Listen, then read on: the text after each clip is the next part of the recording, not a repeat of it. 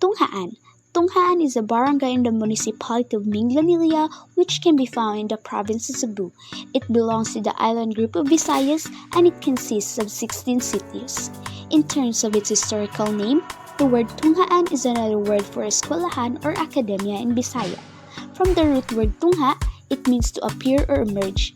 The reason why the barangay was named as Tunghaan because the community bound to have lots of schools that causes the people to visit the community. It is situated approximately 10.2458 and 123.7833 in the island Cebu.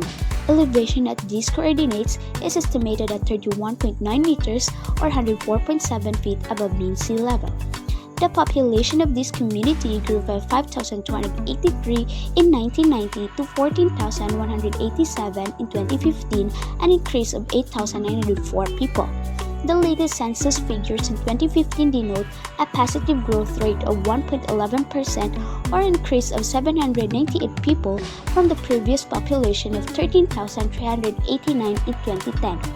This represented 10.74% of the total population of Minglanilla. This community has mountainous area where some of the residents live there. Their source of transportation and occupation were mostly, but not all, were habal-habal or the single motorcycle drivers. Also, some of the residents' source of income were from small sari-sari store from the reason that it is far from the city or supermarket. Its dominance of the culture is it strengthens and develops the relationship among the people of Tunghaan. One of the famous tradition in Tunghaan is Flores de Mayo, which is one of the May devotion to the Blessed Virgin Mary, and this is how other people celebrate it. They also have a project under Philippine National Police which aims to educate the youth in drugs and terrorism, engage them in activities such as reliable to the community, which they call Kikidat or Kabataan kontra Droga at Terrorismo. This traditional events is demonstrating both social and cultural behavior where people get to socialize and encounter different people in the said event, whereas the Kikidat determine the political behavior of the community where their goal is to give awareness to the youth about drugs and terrorism.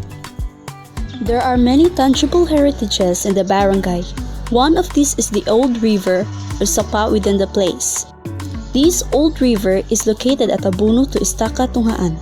The old river before is connected to Inayagan River as a source of sand and gravel, the main materials of construction. They believe the river dried up because of the falling stones and made the water stop. As years pass by, the river is now for housing. The river is now called a dead river.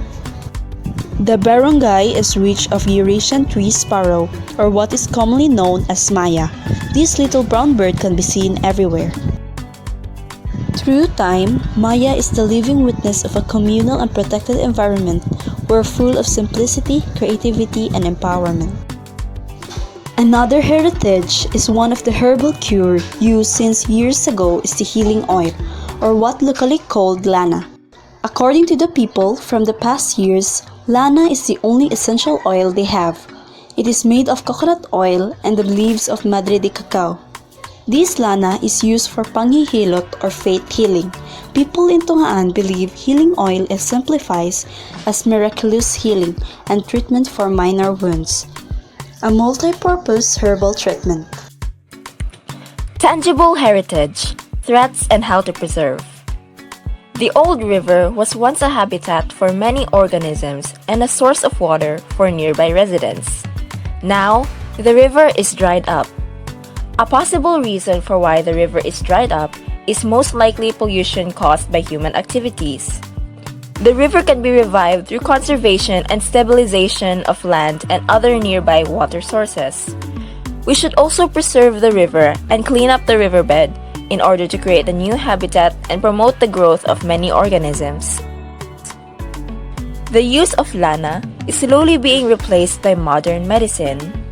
However, we can still promote the use of lana for minor issues due to its many purposes, benefits, and its role in early healthcare practices. Thanking Mary is one of Tunghaan's tradition. This activity happens December 26 and this activity is called Fiesta. People celebrate this activity because this symbolizes their gratitude towards Mary. When this day comes, people would usually prepare lights around town. The people would gather to have a mass every day for 9 days until the fiesta. On the day of the fiesta, people would gather to have big mass as an opening of the celebration. This tradition should be passed on to the younger generation. They should know the importance of gratitude. Fiesta. Long ago, the people in Cebu was conquered by the Spaniards, and it was because of them that the people in Cebu has traditions such as worshipping saints and holding a fiesta for it, as a symbol of gratitude. As time passed by, there were already a lot of barangays that decided what saint they would worship, and it was the time for the people in Tunghaan to decide what saint they would worship. It was decided on December 26, and the one they would worship would be Mother Mary, and it was called Pagpasalamat ngadto kay Maria. In celebrating this fiesta, people would have big parties in their own houses where they invite guests to eat and enjoy the celebration. Now at this present time, in celebrating this event would be changed because of the pandemic that we are facing. People have to stay at home and refrain from contact with other people. Big events will be cancelled, parades will be cancelled, so in celebrating the fiesta now would be celebrating at your own house.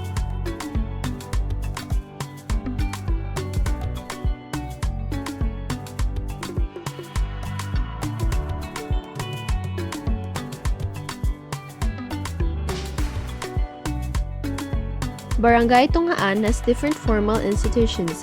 It includes the local government unit, schools, healthcare institutions, and many more. Moreover, the barangay has ordinances. They have programs and services for the people, and this affects the behavior of individuals. The Pantawid Pamilyang Pilipino program, also known as 4Ps, is one of those programs. As an institution, 4Ps have a significant role in society. These roles are either beneficial or bring harm to the barangay. The 4Ps is a government program that intends to provide conditional cash grants to the extremely poor.